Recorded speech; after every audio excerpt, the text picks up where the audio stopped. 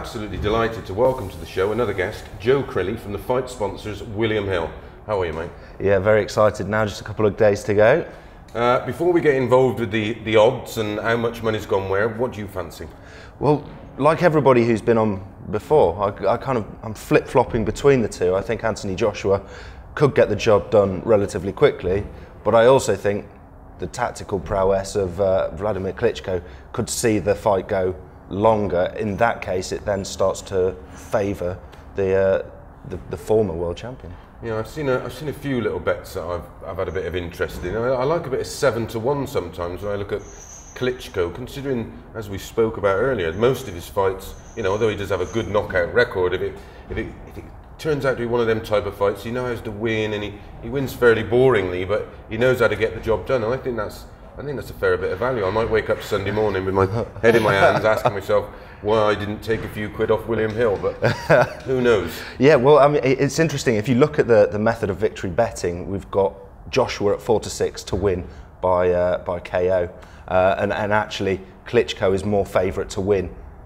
by decision. Yeah. So, I mean, it really does reflect the fact that people are backing Joshua to win and get the job done quickly, but they're also backing Klitschko if it goes into the latter stages. I mean, we all know it's a huge fight. How much is being, staked on this fight? How much money is being bet on it? Well, I mean, we're looking at it in terms of the UK. We're looking at probably about 15 million, which would put it right up there as the single biggest boxing bout of all time in betting terms. Really? And worldwide, you're looking at something like 100 million quid.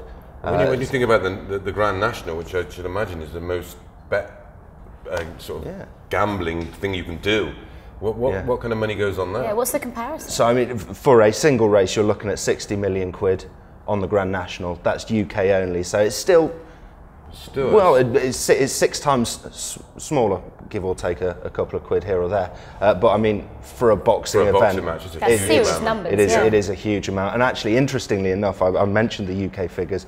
I mentioned the worldwide figures. If you look at the market for the UK, you've got 2-5 Joshua and 2-1 Klitschko. So that's put 5 quid on Joshua to get 2 quid back. And that's to win by any method? That's to win by any method, okay. Yeah. So Joshua very much the favourite in that one. That's where all of the money has been going in the UK. And because of that, the UK market is slightly different to the worldwide market. They're taking a more neutral view, and actually the US market, the Australian market, it's closer to a 50-50 shot. Bit of 5-6, 10-11-ish? Yeah. So Joshua's slight favourite, but Klitschko a lot closer to even money than he is at the moment in the UK. And I think that is primarily because of the British money that's going on him. And I mean, people always call it a patriotic punt, and that's exactly what's happened here with Joshua. Well, William Hill spent a fine figure of money, no doubt, sponsoring the fight. What do they need to see happen to recoup a little bit of money back? We want to see a good fight, first and foremost. We've seen Joshua bang out a few guys in very early rounds. We want to see him really kind of, if he does go on to win, we want to see him show that he can go into the later stages of a fight. We want to show that he can be dominant, and even if he gets to the point where he does knock out Wladimir Klitschko, if he gets to the point and he's leading on points as well on the score, that'd be great.